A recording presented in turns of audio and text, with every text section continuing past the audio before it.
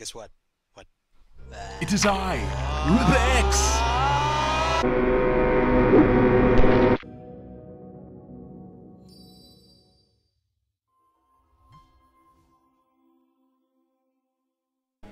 Hey guys, welcome to the party. My name's RipX. We are venturing in the long-awaited TCG HEX Shards of Fate. I backed this about a year ago, or maybe longer. I've been waiting for this for a while, and I think now is a good time to jump in and do some playthroughs.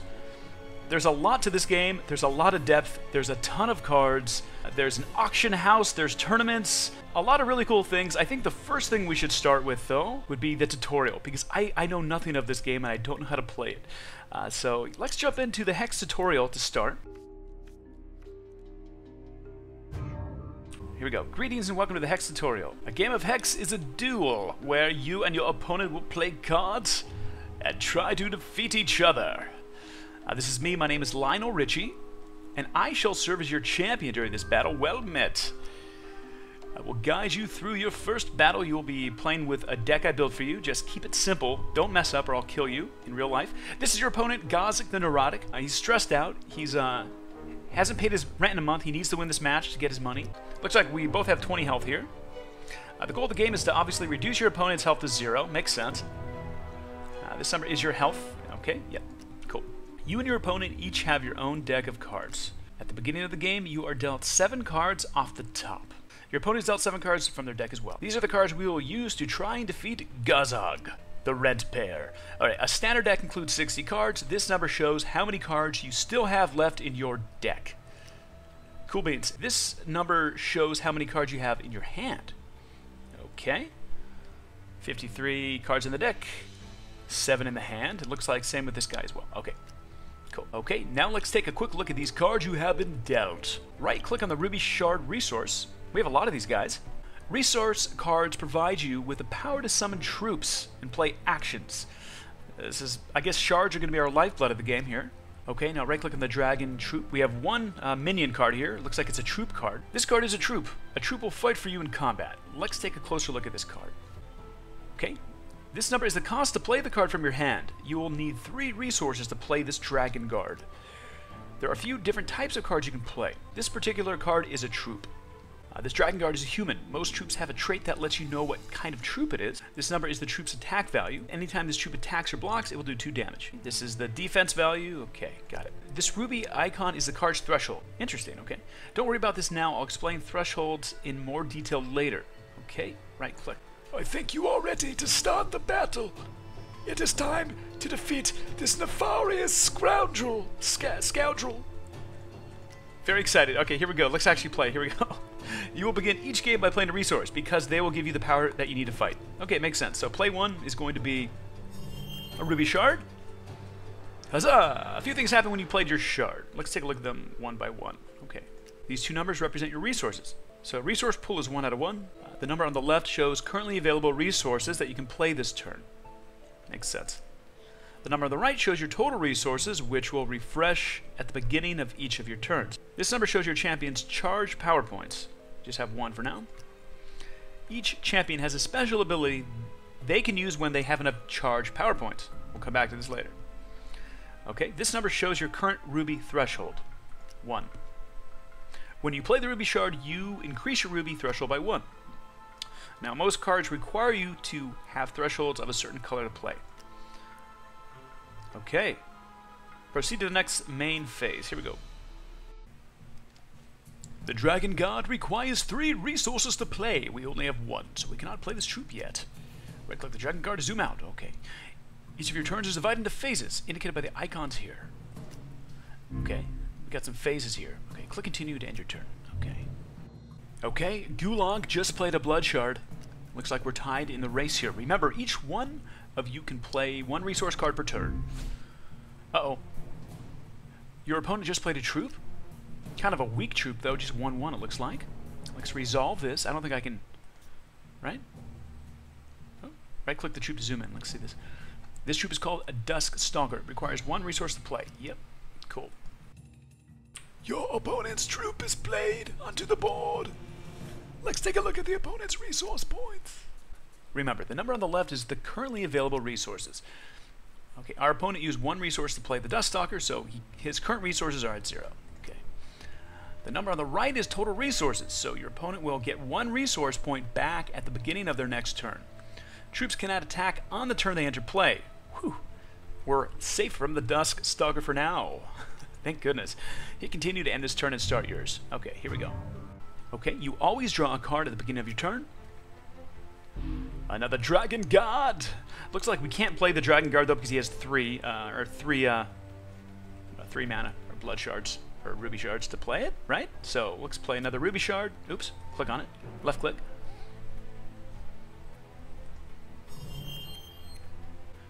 You now have 2 resources available. The Dragon Guard troop costs 3. Gotcha.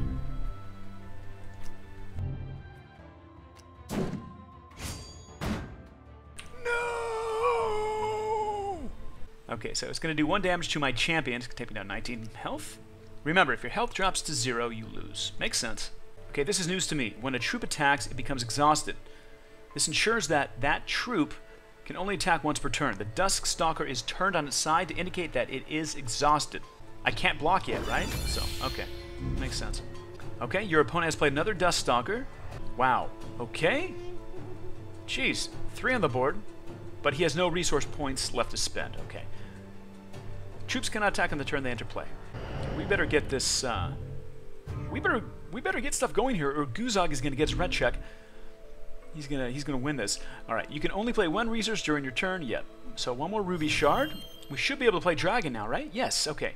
You now have 3 resources available. That's enough to play a Dragon Guard. Awesome. Let's do it.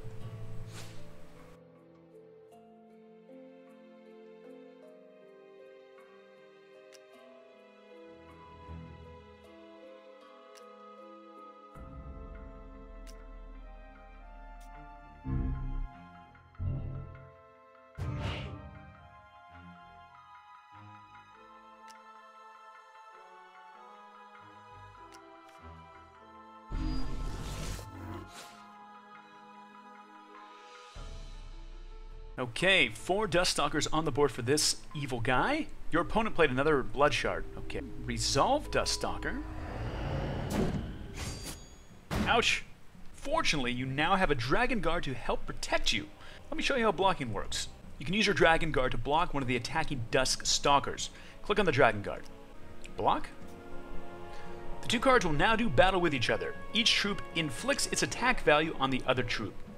So I'm going to survive this and kill that guy, I believe. The Duststalker will do 1 damage to your Dragon Guard, and your Dragon Guard will do 2 damage to your opponent's Duststalker. Click block.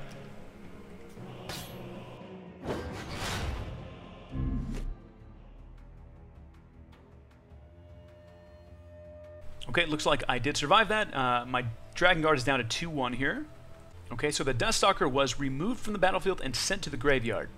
Notice that the health of your Dragon Guard is now at 1. This troop will heal the damage at the end of the turn. 2 of your opponent's Duststalkers were unblocked, so they attack your champion for 1 damage each. Okay, we got a new type of card. Let's take a look at it. Okay, Burn is a new type of card, an action card. It's called Quick Action. Looks like it deals 2 damage to a target champion or troop. Awesome. Alright. Action cards are usually played once for their effect, then discarded to the graveyard. Burn costs 1 resource to play. It is a quick action, which means it can be played at any time. That's pretty sweet. Alright. Let's click on the Burn card to play. I guess we can attack this guy here. These other cards are exhausted, so let's do it. Accept.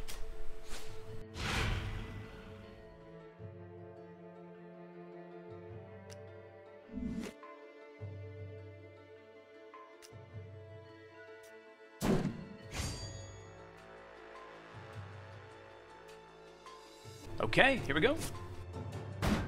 So both of the Duststalkers were exhausted because he attacked me last round with it, so the opponent could not block my attack.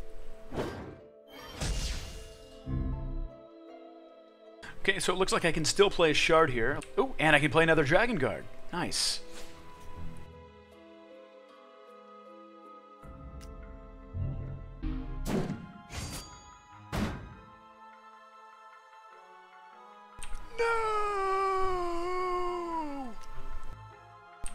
Use your ready Dragon Guard to block one of the Dusk Stalkers. Alright, let's do it.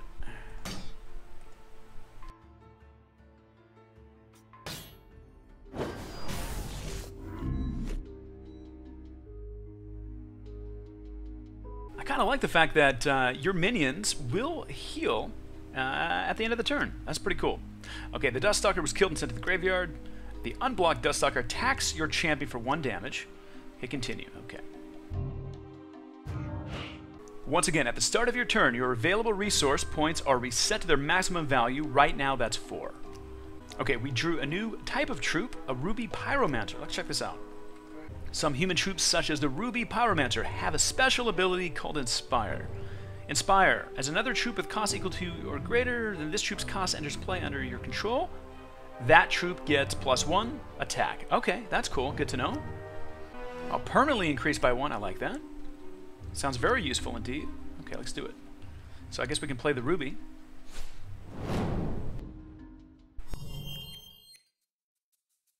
Makes sense. So now he's buffed with 1 extra attack. That's pretty nice.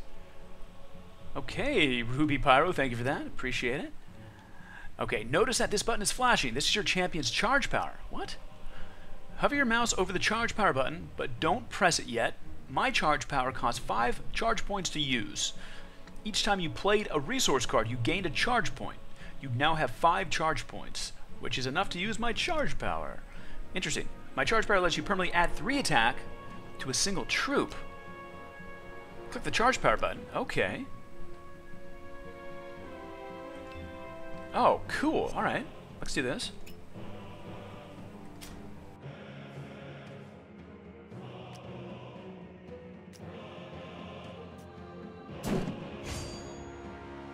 Nice. Alright, let's attack.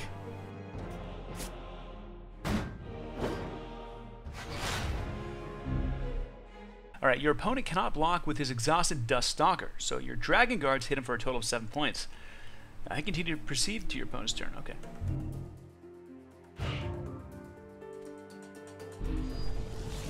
Okay, attacking is optional. The opponent's Dust Stalker would likely be blocked or killed by Dragon Guards, so he decides to wait for a better opportunity later. Looks like he summoned a bigger card. Luckily, he doesn't have a lot of health, but Zombie Vulture. Jeez. Interesting. You drew a new kind of action, Inner Conflict. Let's check this out. Okay, this is a different type of shard. It looks like a diamond shard. Target troop gets this. Oh, wow. This can't attack or block. That's very interesting. This card causes a targeted troop to lose the ability to attack or block. Inner Conflict has a diamond threshold. You currently do not have any diamond threshold, so you cannot play this card yet. Okay. Hit continue or go to the attack phase. Okay, so we're not going to attack with the Ruby Pyro because it will probably die to the Dust Stalker. It only has 1 health. And since a Ruby Pyro's Inspire ability makes her far more valuable than a Dust Stalker, it's not worth the risk. Makes sense. Cool. Well, this is going to be a lot of damage here.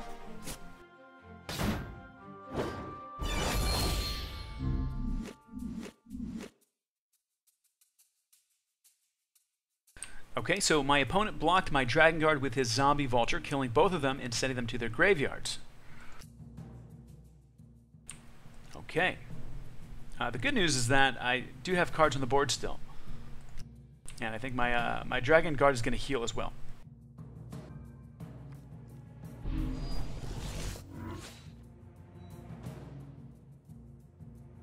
Our opponent played a troop on his turn, but still has 3 resource points left. What is he up to? Alright, different types of resources gives you access to a greater variety of cards. Okay, let's click on the Diamond Shard. You now have 1 diamond threshold shown here. The Inner Conflict card you have in your hand requires 1 diamond threshold, which you now have. Click on the Inner Conflict card to play it. Okay. Well, obviously, we're going to give it to this guy so he can't attack or block. Except. Alright, hit continue to go to the attack phase. Oh boy, this guy's in trouble.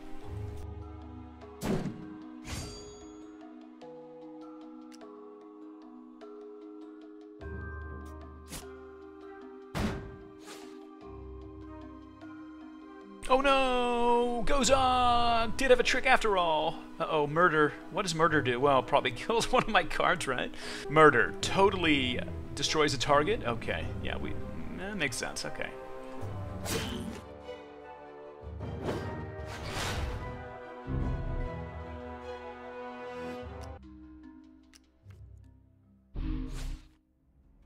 Uh-oh. Corrupted Afterlife. Oh boy, this is a bigger card here. Looks like revert and transform up to 3 targeted troops into zombies. Something like that. Into a zombie.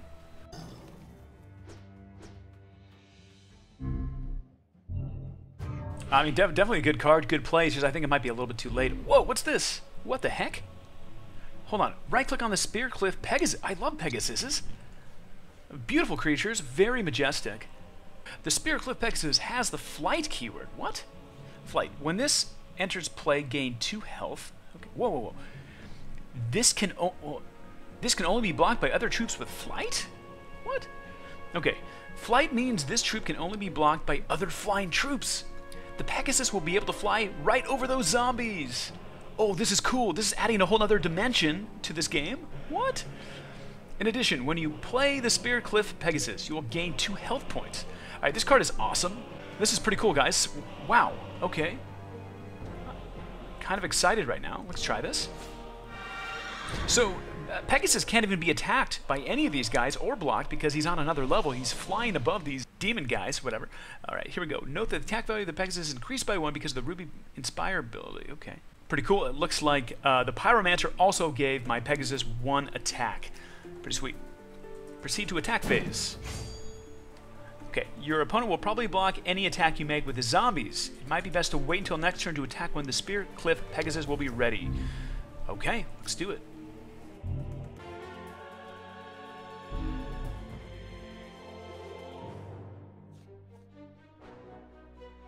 Okay, more diamond stuff. Pretty cool. The Diamond Aura gives a single troop an additional 2 attack and 2 defense.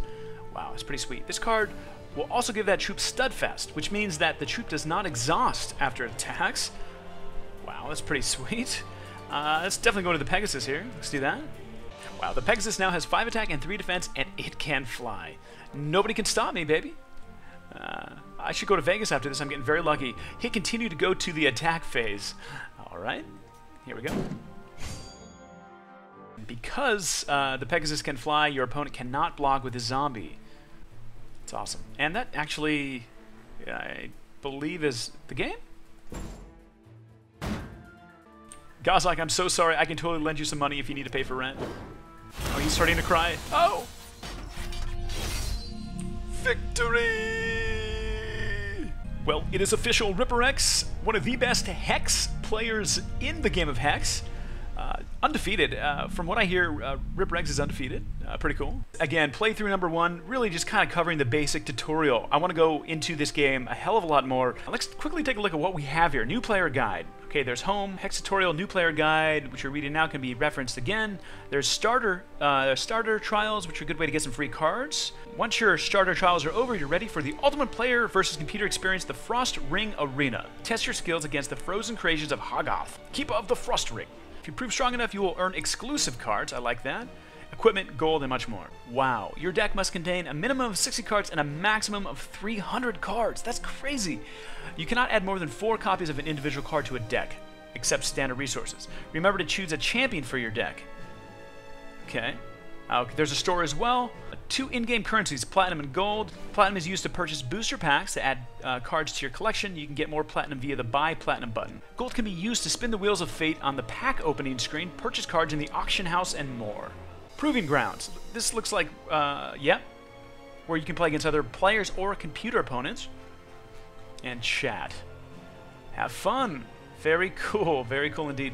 This is, it's like a TCG MMO, guys. This is very, very cool. I have not even touched the tip of the iceberg yet. This is literally, it seems like there's a lot of cards, a lot of strategy, and again, different thresholds. So again, we were using the Ruby Shards with a little bit of Diamond, but look at, there's Sapphire, there's a Wild Shard as well. So there's going to be, wow, a lot of different types of cards, I guess, from different thresholds, which means a lot of different strategies, a lot of different combinations as well. So, pretty cool indeed, guys. Well, I want to thank you so much for hanging out. This is, again, playthrough number 1.